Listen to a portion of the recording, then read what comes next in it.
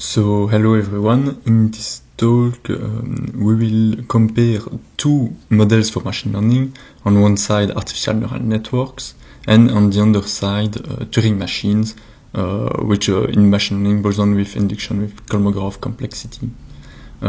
So by comparing them I mean establish theoretically the gain we can have from using Turing machines over artificial neural networks to describe function, so compare the bit size to describe the function, or and in the paper we compare the dataset size to solve some pack learning problem. So obviously like artificial neural networks are quite good because they can create variables and reuse them further in the computation, and so they can compress function efficiently with that. But Turing machines can do even better. They can also create variables that they can reuse, and also they can use defined function, higher order function, and reuse them at several places in the code. But they are it's less easy to learn in the space of programs and of Turing machines. There are some algorithmic developments in that direction with Turing complete deep learning architectures or program induction. So, and this is an usual line of research. So there are in the literature there have been several comparisons: decision trees versus neural networks, SVM versus neural networks, and also shallow versus deep neural networks. And every time the goal is to show that the expressiveness of one model is better than one other to be able to better express function and express them more efficiently. And so we are exactly in this line of research, like can we show a gain of Turing machines to explain and learn function over artificial neural networks.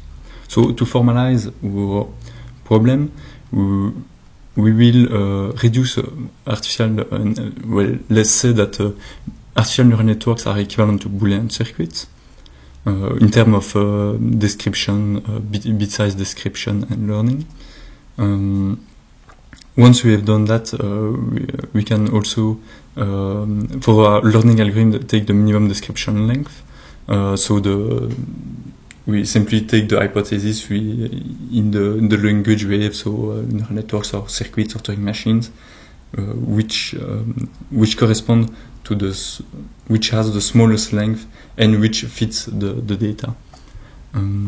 So the metric we will use to compute the gain is the one on the right here. So we take the function that gives us the highest gain. So Hn here is the space of function that goes from an n-bit space to a 1-bit space, or a binary valued function. And here we have the description length for circuits with this function, and here the description length with Turing machines of this function, and so we compute the ratio.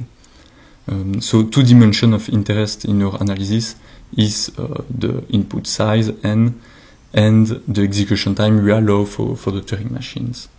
Here note that the Turing machines here is defined implicitly and depends implicitly on n, the input size. And so it is different, and this is a parenthesis, just one parenthesis slide. This is a different use than in computational complexity, because in computational complexity, Boolean circuits are used to study what happens if we relax the uniformity condition of Turing machine. So usually it's one Turing machines for all input size. And Boolean circuits, you relax this assumption and you study like what happens. And so from this point of view, in computational complexity, Boolean circuits are equivalent to sequences of Turing machines. But in our case, the sequence of Turing machines are not equivalent to sequence of Boolean circuits, because we look from a description length point of view. So that's the end of the parenthesis. So it's just we used it differently than computational complexity. So we can get some answer on the, like how metric the gain evolves with n and the execution time limit. So those three affirmations are like easy affirmation. I will pass over each of them. So first, if we suppose no limits on the execution time of the Turing machines, well, we have an exponential gap with the input size. So it's easy to prove. You take a Turing machines which enumerates over Boolean function, and it can also iterate over circuits, and just take a Boolean function that is hard to compute for circuits. But so, okay, we have this large gap, but this function is really hard to compute, and so it is not a pragmatic answer to the original question, like for a practical machine learning situation. So an obvious thing to do is to limit our Turing machine, and we'll limit it with a polynomial limit in the input size. So here a simple result, let's say more a classical result applies. It was already remarked in the literature of deep learning, like why does deep learning work? Well, because when a Turing machines compute a function efficiently, then circuits can also efficiently fit the function.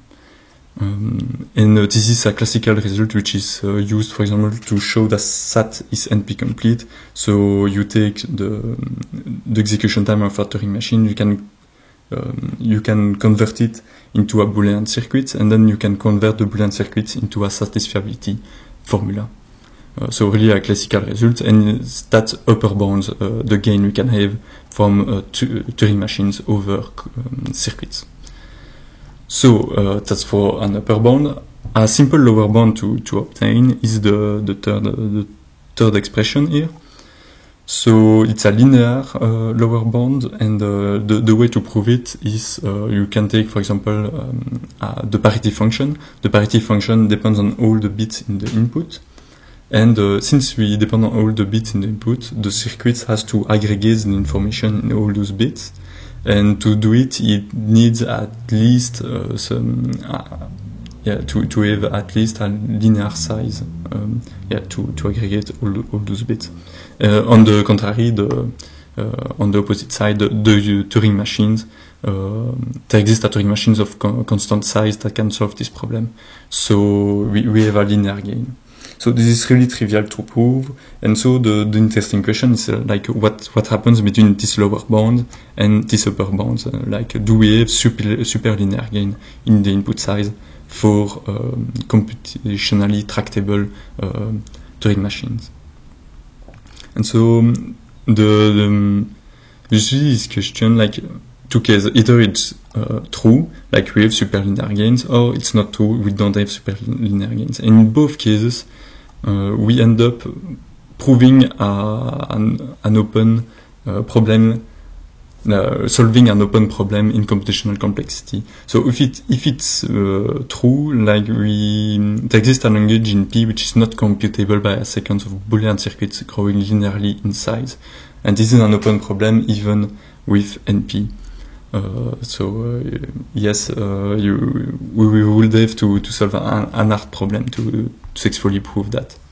On the contrary, if we suppose that there is no superlinear gain over circuits for Turing machines, well, in that case, P is different from NP, which is also an open problem. So the way to prove it is to say, well, suppose we will prove the contrapposite. So suppose that P is equal to NP. Well, then you go in the other way around.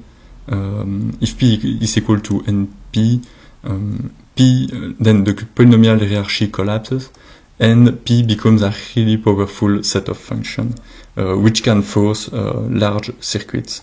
And so the left side here is false because we can force large circuits. So we are kind of blocked. We reduced our problem to open problems in computational complexity. So one way around is to make an assumption to prove that a superlinear and non-trivial gap can exist.